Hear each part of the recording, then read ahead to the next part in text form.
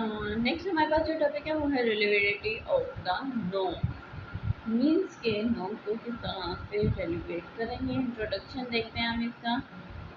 On the जो हमारे पास normative scores होंगे वो आपस में डिफरेंस है तो वो किस तरह से है, उनमें ग्रुप डिफरेंस एग्जिस्ट कर रहा है तो किस लेवल पर ग्रुप डिफरेंस जो है वो एग्जिस्ट करेगा।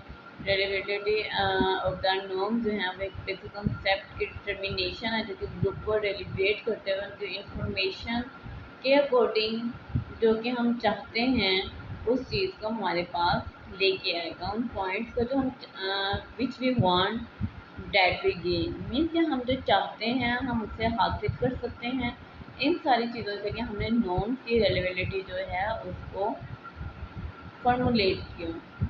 मीन्स के नॉर्म्स की रिलेवेबिलिटी मीन्स अगर आप कल्चरल डिफरेंसेस के अलावा किसी एक कल्चर पर फोकस करें और उसका रिजल्ट मुहैया करने के बाद आप दूसरे कल्चर पर मूव करें और उसके रिजल्ट देखें और देखें कि दोनों के दोनों जो कल्चर हैं इनका रिस्पॉन्स क्या है, इनके रिस्पोंडेंट्स जो हैं वो किस लेवल से ऑफ कॉन्शियस और सब कॉन्शियस स्टेट से गुजर रहे हैं।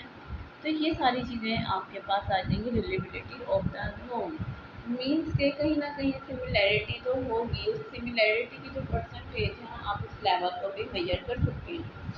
उसके बाद आपके पास जो इंफॉर्मेशन है वो बहुत अच्छी होनी चाहिए कि आप स्टूडेंट्स को किस तरह से गाइड कर रहे हैं। उनकी लोकल स्कोरिंग अगर है तो वो किस तरह से आपके पास आएगी, वो अगर आप क्लिनिकली या स्टेटिस्टिकली उसको लेके जाते हैं तो उसका इम्पैक्ट क्या है। एक्सप्लेनेशन आ गई हैं जी। एक्सप्लेनेशन रिलेवेबिलिटी ऑफ द नॉर्म जो है वो कॉन्सेप्ट है रिगार्डिंग नॉर्मेटिव स्कोर जो कि आपके पास डिफरेंट ग्रुपिंग के थ्रू आप उसको लेके आ सकते हैं। अगर आपके पास ग्रुपिंग नहीं है तो रिलेवेबिलिटी ऑफ नॉर्म जो है उसका आप कॉन्सेप्ट नहीं ले सकते हैं।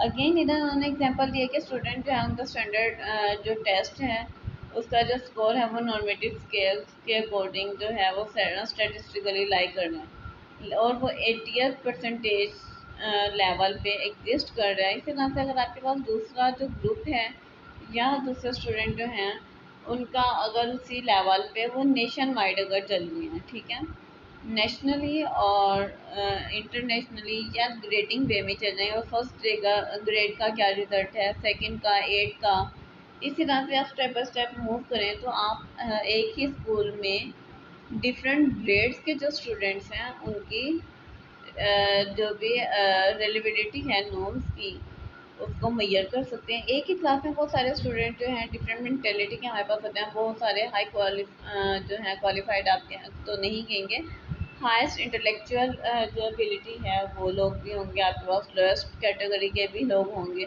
तो हर कैटेगरी जो है आपके पास बहुत अच्छा इम्पैक्ट ला भी सकती है और बैडली वे में भी बिहेव करेगी। तो उसके लिए ज़रूरी है कि कंपैरिजन किया जाए डिफरेंट ग्रुप्स के साथ।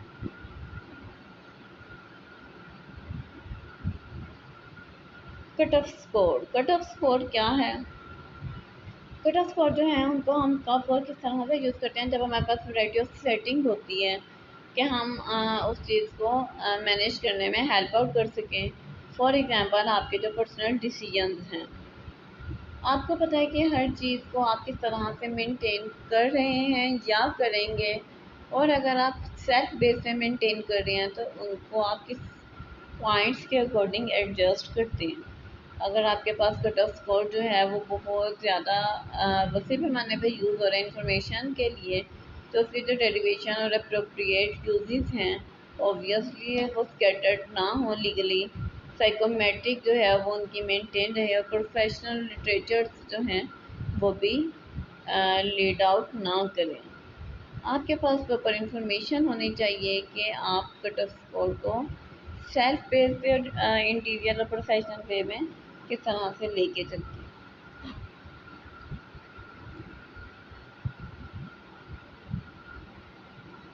अच्छा जी, आपके पास नेक्स्ट जो है वो अल्टरनेटिव मेथड्स। पहले तो हमने सेम वे में रहते हुए उन चीज़ों को देखा, अब अल्टरनेटिव मेथड्स भी आप जो है वो यूज़ करेंगे, एग्जामिन करेंगे और उनका रिलेशन लीगली जो भी प्रेसिडेंट्स होंगे मीन्स के वो लोग जिन्होंने हमारे पास पहले टेस्ट को सॉल्व किया होगा, आप उनमें भी देख सकते हैं। साइकोमेट्रिक्स प्रिंसिपल्स पे फोकस करेंगे और वेरियस जो टेस्ट हैं उनके प्रोफेशनल गाइडलाइन को प्रॉपरली लेके चलेंगे।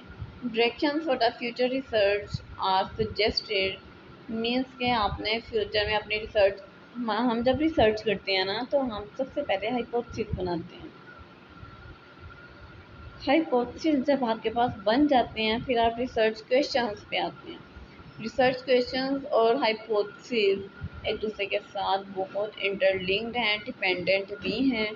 ऑब्वियसली आपको ये पता होना चाहिए कि आप जो काम कर रहे हो उनका इम्पेक्ट कैसा है, वो किस तरह से आपकी सोसाइटी को, आपके टेस्ट को, आपकी रिसर्च को हिट करेंगे।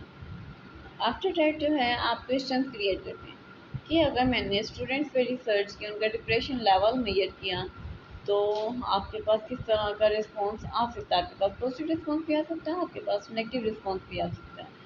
और अगर आपके पास पॉजिटिव रिस्पॉन्स आएगा तो आपके इंसाइट्स जो हैं उन पे फोकस करें, और अगर आपके पास नेगेटिव रिस्पॉन्स आ रहा है तो आपके पास कौन से इन्वायरमेंटल क्लूज और पर्सनल सेटिस्फैक्ट्री ट्रेड्स हैं जो कि उसके ऊपर इम्पेक्ट कर रही हैं। ये सारी चीज़ें जो है इंसान के एक्सपीरियंस, उसके जो है ऑब्जर्वेशंस पे डिपेंड करती रहती हैं।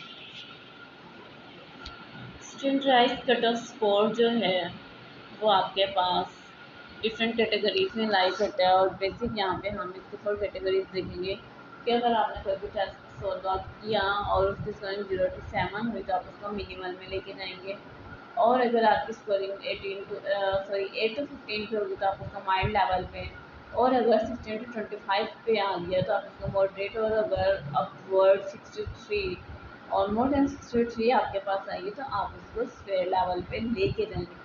मिनिमल लेवल मीन्स कि आपकी रिलेटिविटी जस्ट नॉर्मल है, और अगर माइल्ड पे आ जाएगी तो मच बेटर देन नथिंग वाला सीन हो जाएगा। मॉडरेट पे आ जाती है कि कोई प्रॉपर रिस्पॉन्स नहीं कर रहा, और स्क्वायर पे आएगी तो आपको तब भी पता चल जाएगा कि आपके टेस्ट के जो रिस्पॉन्डेंट हैं उनका कट ऑफ स्कोर किस तरह से लीड कर रहा है।